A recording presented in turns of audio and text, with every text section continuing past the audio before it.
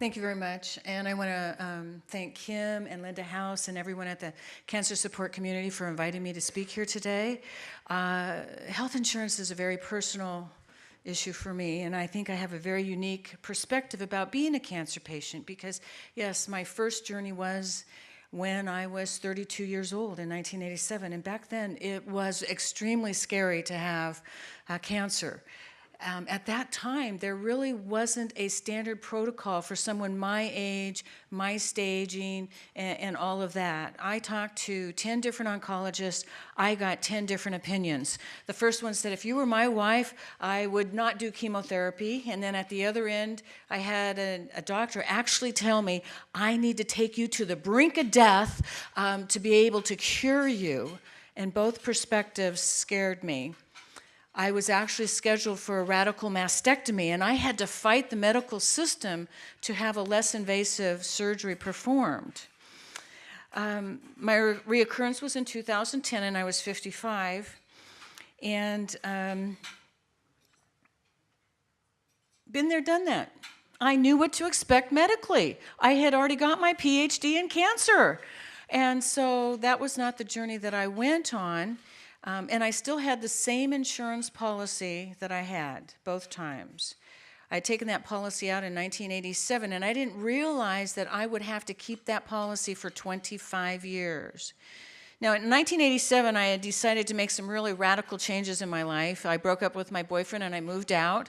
I quit my salaried job, and I went to work as an independent contractor. I also found a dimple in my breast. Now, for most people, that would immediately send them to the doctor, but instead it sent me to my insurance agent and said, I need to buy the best insurance policy I can. I also found out that I was eligible for a COBRA policy. So when I was diagnosed with cancer in September, I had plenty of insurance.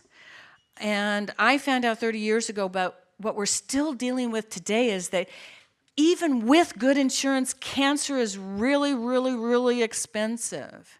Now, I've always been single and I'm self-providing, and I wasn't able to work through treatment, and it was financially devastating for me.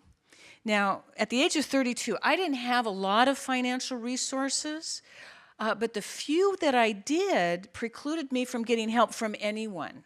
I just wasn't poor enough. Over the years, I did try for other policies, and I was always declined due to pre-existing conditions. And so what started out as a very cheap policy because I was young that covered a lot of things, over the years got extremely expensive, and there were more and more and more loopholes. So by the time I had my cancer reoccurrence, my monthly premium was $500, and my out-of-pocket was $9,000. And it covered nothing until I paid my full out-of-pocket. I had to have blood work done, routine blood work done every 6 months. It was $600 twice a year. So while I hear people saying that the ACA is expensive, we need to have a perspective here. And while the ACA may be more expensive than group policies, it is so much better than the individual market was before the ACA, and we just can't afford to go backwards. Now, while people without cancer may complain about high deductibles, and they only go to the doctor every once in a while, so you have a copay here, you have a blood test here, and that deductible is spread out over a whole year. Not so with a cancer patient. It's immediate.